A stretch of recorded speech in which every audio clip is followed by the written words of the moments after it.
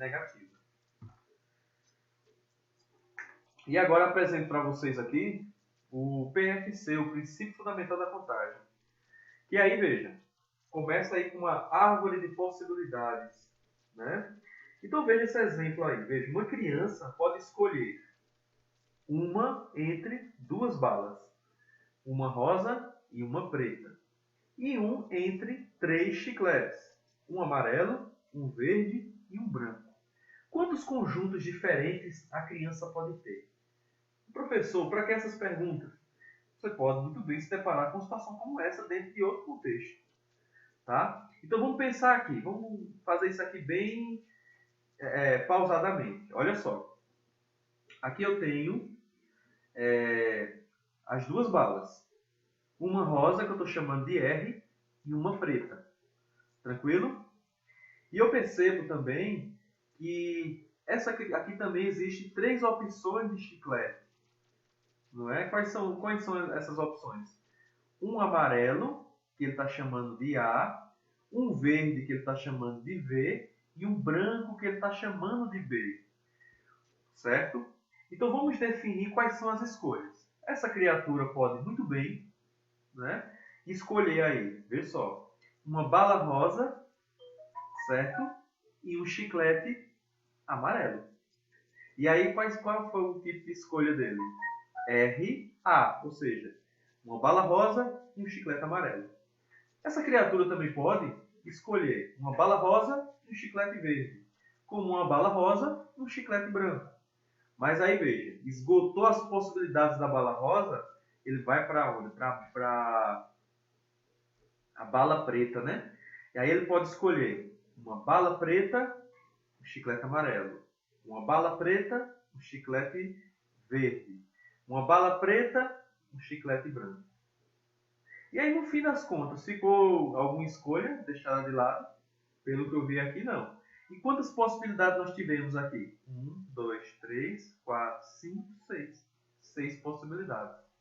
E eu acredito que aí na cabecinha de vocês você deve ter percebido que tem uma maneira mais fácil de chegar a isso, né? Não é verdade? E aí pensa aí, ó. Vê só. Esse mesmo problema, vocês usaram a multiplicação. Vocês pegaram a quantidade de possibilidade de bala e multiplicaram pela quantidade de possibilidade de chiclete. Ou seja, 2 vezes 3. Que poderia também 3 vezes 2, ou seja, chiclete primeiro e bala depois. Não teria erro nenhum. Até porque, ó, veja, olha essa análise aqui que é feita. Veja que ele escolheu primeiro o chiclete. E isso pode acontecer. Não é verdade? Ninguém está obrigado a escolher a bala primeiro. Ele pode escolher até os dois ao mesmo tempo. Mas sempre vai cair nessa resolução. Porque aqui você vê, por exemplo, ele escolheu chiclete amarelo, bala rosa. Chiclete amarelo, bala preta. E aqui as possibilidades saíram do mesmo jeito. Isso prova também, ó, a propriedade comutativa da multiplicação. Está vendo que ela é válida para esse caso? Certo? Então, 6 possibilidades. Maneira fácil de você chegar no resultado. Multiplica as possibilidades. E ao multiplicar as possibilidades, vocês usam o princípio da multiplicação, né? Que diz o seguinte, segundo a teoria. Se existem N1 resultados possíveis para um primeiro evento e N2 para o segundo, então existem N1 vezes N2 resultados possíveis para a sequência de 2 eventos. Certo? E foi o que aconteceu aqui. Se a gente considerar N1, 2 e N2, 3, 2 vezes 3 dá 6. Como também, se você considerar N1, 3 e N2, 2, também vai dar 6. Tranquilo? E aí tem vários exemplos aqui, certo? A última parte do seu número de telefone contém 4 dígitos. Quantos desses números de 4 dígitos existem? São perguntas pertinentes. Com relação ao exemplo 23, quantos números de 4 dígitos existem se o mesmo dígito não puder ser repetido? Olha outra aí, ó. De quantas maneiras podemos escolher 3 representantes em um grupo de 25 pessoas? De quantas maneiras podemos escolher 3 representantes para 3 comissões, um para cada comissão e um grupo de 25 pessoas, se um representante pode participar de mais de uma comissão? Então, esses questionamentos são pertinentes para esse assunto. E aí, respondendo o primeiro, ó, veja, a última parte do seu telefone contém 4 dígitos. Quantos desses números de 4 dígitos existem? Veja só, pessoal. Se o seu telefone tem 4 dígitos no final, e no nosso sistema decimal existem 10 algarismos, do 0 até o 9, né? É possível você escolher 10 possibilidades para essa casa, 10 para essa casa, né? Lembrando que aqui são os 4 dígitos, certo? Podemos dizer se o número ele tem 9 algarismos, né? Um número de telefone hoje em dia, né? A gente pode dizer o quê? Que aqui seria a sexta casa, né? A sexta casa. Então, 10 para essa sexta casa, 10 para a sétima, 10 para a oitava e 10 para a nona. Já que podem se repetir, não mandou limitar, né? E aí, veja, aqui seria, qual seria a quantidade de números diferentes? 10 vezes 10, 100, 100 vezes 10, 1000, 1000 vezes 10, 10.000. Então, uma resposta, você já sabe, que existem 10.000 números, certo? Diferentes de 4 dígitos. Isso é de certeza, certo? Agora sim, eu não estou considerando os 4 primeiros dígitos, né? Porque para alguém que está com dúvida ainda, por exemplo, pode até pensar, professor, mas não só existe 10.000 pessoas com telefone no mundo, no Brasil, por exemplo, linha telefônica. Mas a gente está se referindo a um DDD só, certo? E também eu só estou considerando os 4 dígitos, ok? Aí ele fala aí, ó, com relação a esse exemplo, quantos números de 4 dígitos existem se o mesmo dígito não pode ser repetido? Então ele está mandando você escolher um número de modo que ele não se repita. Por exemplo, se eu pegar um número que é 4354, se o meu número começa com 4 e termina com 4 aqui, isso não pode ocorrer. Tem que ser todos diferentes aqui. E aí, para esse caso, a gente não vai permitir que ocorra repetições. E aí, olha o que acontece, ó, usando o princípio fundamental da contagem. Para a quinta casa, né, para a sexta, melhor dizendo, existem 10 possibilidades. Mas um daqui não pode se repetir com a casa seguinte. Então, só sobra 9 possibilidades para essa, 8 e 7. E aí, quando você multiplica, ó, 10 vezes 9, 90. 90 vezes 8, 720. 720 vezes 7, 5.040. E aí você sabe o quê? Que existem 5.040 números diferentes. Ou seja, números que não podem se repetir. Que os algarismos não se repetem, melhor dizendo. Olha essa outra pergunta. De quantas maneiras podemos escolher ter representante em um grupo de 25 pessoas? Pessoal, tem 25 pessoas. Eu quero escolher ter representante. Não é verdade? Esses representantes não podem se repetir, né? Um representante não vai ter duas funções, não é verdade? E aí eu posso, de certeza, dizer o quê? Que tem 25 pessoas para a primeira vaga, 24 para a segunda e 23 para a terceira. Tendo em vista o quê? Se na 25 não vai ser escolhida uma, então só sobra 24 pessoas para a segunda. Que se for escolhido uma, só sobra 23 para a terceira. E aí, quando a gente multiplicar todos esses valores, chega a 13.800. Certo? De quantas maneiras podemos escolher 3 representantes para 3 comissões? Um para cada comissão em um grupo de 25 pessoas. Se um representante pode participar de mais de uma comissão. Aí veja, aí já muda a história, né? Aí nesse caso, pode ocorrer repetição de funções. Então, nesse caso, tem 25 pessoas para a primeira vaga, 25 para a segunda e 25 para a terceira. E aí, quando você multiplicar tudo isso, né, 25 vezes 25, 625, e vezes 25, 15.625. Tranquilo? Então vamos lá. Ó, primeiro exercício aqui. Ó. Uma moça possui 5 camisas e 4 saias. De quantas maneiras ela poderá se vestir? Lembra do princípio fundamental da contagem? Se vocês quiserem montar a árvore de valores, tipo aqueles exemplos anteriores, do chiclete e da bala, fique à vontade. Mas se você usar o princípio da contagem, você chega ao resultado também. Mas olha o tipo de resolução que vai ser feito agora. A escolha de uma camisa poderá ser feita de 5 maneiras diferentes. Escolhida a primeira camisa, poderá escolher uma das 4 saias. Ou seja, se tem 5 camisas e 4 saias, é só você fazer 5 vezes 4 ou 4 vezes 5. Então você vai ter o quê? 20 possibilidades de escolhas. Ok? Uma moeda é lançada 3 vezes. Todo mundo sabe que uma moeda tem 2 faces, né? Então, qual é o número de sequências possíveis de cara e coroa? Olha só. Eu vou chamar C o resultado cara e K o resultado coroa. Beleza? Então, veja. Queremos um número de tripas ordenadas ABC, onde o A pertence a CK, B pertence a CK e C pertence a CK. Ou seja, como aqui são os 3 lançamentos, a gente quer que esse lançamento se encaixe dentro desse conjunto aqui, de cara e de coroa, beleza? Então, nesse contexto, a gente vê o quê? Que a primeira moeda que eu quero aqui que seja a primeira moeda, ou sai cara ou sai coroa. A segunda, ou sai cara ou sai coroa. A terceira, ou sai cara ou sai coroa. Então, usando o princípio fundamental da contagem, né, da multiplicação, você só vai fazer o que aqui? 2 vezes 2 vezes 2. 2 vezes 2, 4. 4 vezes 2, 8. Se aqui por acaso fosse, se essa moeda fosse lançada 4 vezes, vocês iriam fazer 2 vezes 2 vezes 2 vezes 2. E assim sucessivamente. Ok? Basta multiplicar as possibilidades. Essa questão pelo diagrama, ela ficaria dessa forma aí, ó. Que é até para você indicar os possíveis resultados. Vê só, tem possibilidade de as 3 moedas ficar cara, não é verdade? No caso, ele chamou o quê? Ser o resultado cara, é isso mesmo. Então tem a possibilidade da moeda ficar tudo cara, tem a possibilidade das 2 primeiras ser cara e a outra coroa, cara, coroa, cara ou cara, coroa, cara, certo? Cara, coroa, coroa, melhor dizendo. Coroa, cara, cara, coroa, cara, coroa, certo?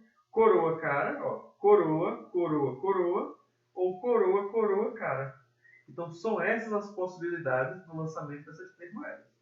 E aí você percebe que bate até com o 8 que nós acabamos de calcular. Tranquilo? Quantos números de 3 algarismos podemos formar com os algarismos significativos de 1 a 9?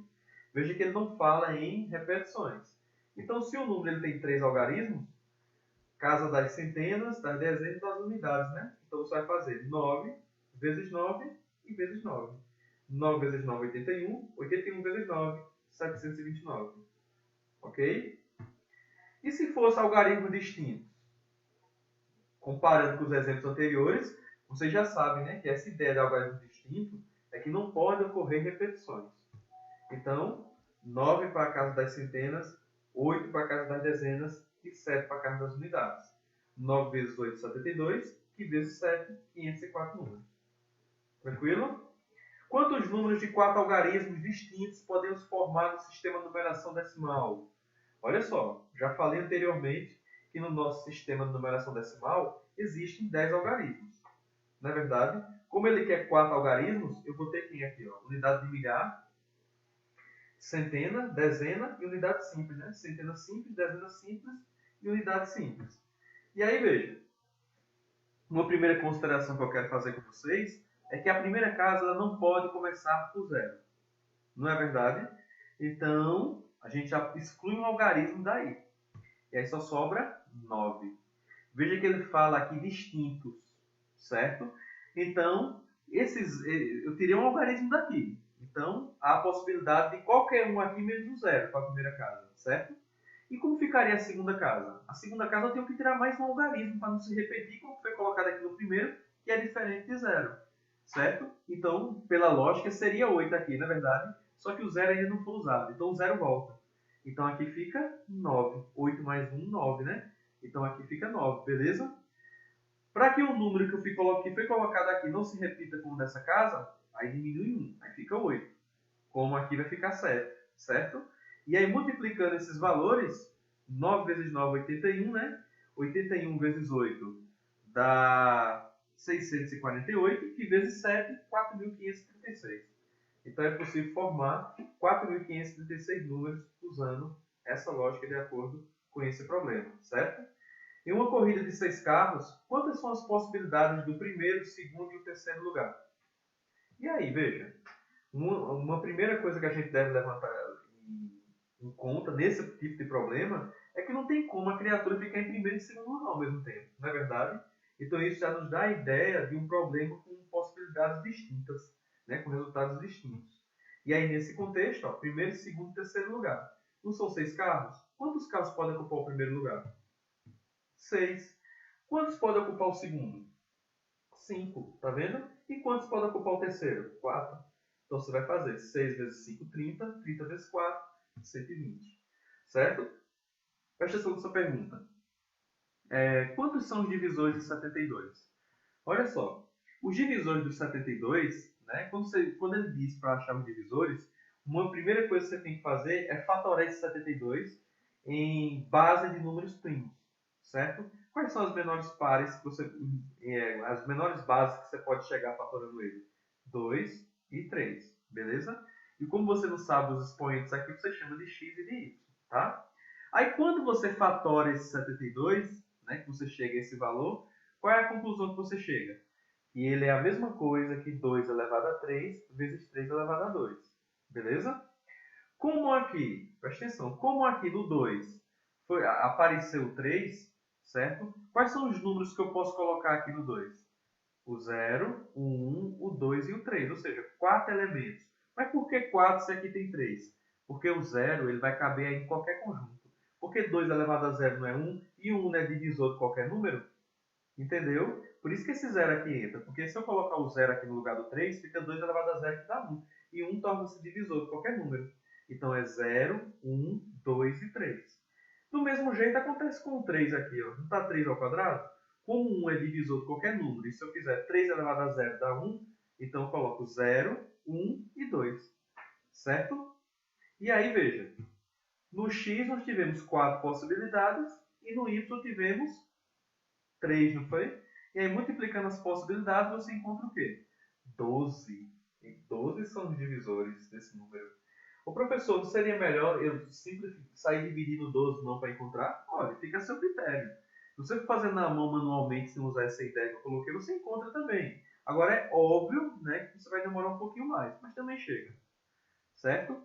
Quantos resultados podemos obter na loteria esportiva? Olha só, como são 14 jogos, e para cada um dos jogos temos coluna 1, coluna do meio e coluna 2, pelo princípio fundamental da contagem, você nota o quê? Que no jogo 1, 3 possibilidades, no jogo 2 tem 3 caminhos, no jogo 14 também, né? Mas aí, veja, esses 3 pontinhos indicam o quê? Que eu estou indo do jogo 2, jogo 3, jogo 4, até chegar lá no jogo 14, certo? E aí, de cada um deles tem essas possibilidades. Ó. Tem a primeira coluna, coluna do meio, que ele está chamando de CM, e coluna 2, né? Para cada um desses casos. E aí, como é que você vai fazer? 3 vezes 3. E esse 3 tem que ser multiplicado quantas vezes? 14 vezes. Porque não são 14 jogos? Cada um trem desse daqui não está associado a um jogo? Então, aqui seria 3 elevado a 1, 3 elevado a 2, 3 elevado a 3. Aí, quando chegar lá no 14, 3 elevado a 14 é a resposta da questão. Faça uma observação no seguinte fato, que certamente quando for colocado uma prova para vocês envolvendo isso, e que se você fosse calcular esse 3 elevado a 14, daria um número enorme, isso não vai cair no Enem não, e nem em qualquer vestibular. Pode cair para vocês com a resposta pronta, assim, 3 elevado a 14, e não para você calcular, certo? Por isso que é importante prestar atenção. Então, em resumo, quantas escolhas devem ser feitas? Quantas opções cada escolha tem? Multiplicar tudo. Essa é a ideia, pessoal. Se o problema não depender da ordem, por exemplo, comissões, escolhas, jogos, equipes, urnas, jogo da cena, aperto de mão, casais, grupo, etc., divide o resultado pelo fatorial das escolhas. Certo? Isso é extremamente importante. Ok? E aí, veja, mais um exemplo aqui para mostrar para vocês. Existem 3 linhas de ônibus ligando a cidade A à cidade B e outras 4 ligando B a C. Uma pessoa deseja viajar de A a C passando por B. De quantos modos, de quantas formas diferentes a pessoa poderá fazer essa viagem? Olha só. Pelo diagrama, né, a criatura está aqui no A e ele nota o quê? Que para ele ir de A até B tem 3 linhas. Tem essa daqui, tem essa do meio e tem essa daqui. Agora, para ele ir de B até C, tem 4 linhas. Ó. Essa e essa. Aí ele quer saber de vocês. De quantas formas ele pode fazer essa viagem? Ó, se de A para B é 3 possibilidades e de B para C é 4, usando o princípio fundamental da contagem, 3 vezes 4, 12. E mais nada. Fácil, não é não? Então existem 12 modos. Olha essa daqui, vou colocar para vocês também. A placa de um automóvel é formada por 2 letras seguidas por um número de 4 algarismos. Né? Com as letras A e R e os algarismos ímpares, quantas placas diferentes podem ser constituídas de um modo que o número não tenha algarismo repetido? Interessante essa questão. Olha só. Essas duas primeiras casas aqui são as casas das letras. Né? Nesse exemplo aí em específico. Né? E aí, veja. Como ele só quer usar A e R, né? você nota o quê? Que aqui vai ter duas possibilidades e duas possibilidades aqui. Por que isso acontece? Porque ele pode usar aqui A e R e A e R aqui, certo? As letras não tem essa questão não. Só que aqui ele só pode usar números ímpares. No nosso sistema decimal, né, de 0 até 9, você nota o quê? Que existem 5 algarismos ímpares e 5 pares, não é isso? Que atuam como números pares. E aí, né, como eu só quero os ímpares e são distintos, vou fazer 5 vezes 4 vezes 3 vezes 2. 5 vezes 4, 20. 20 vezes 3, 60. 60 vezes 2, 120, né? Só que eu tenho que multiplicar por essa outra possibilidade que está aqui, que é referente às letras, né?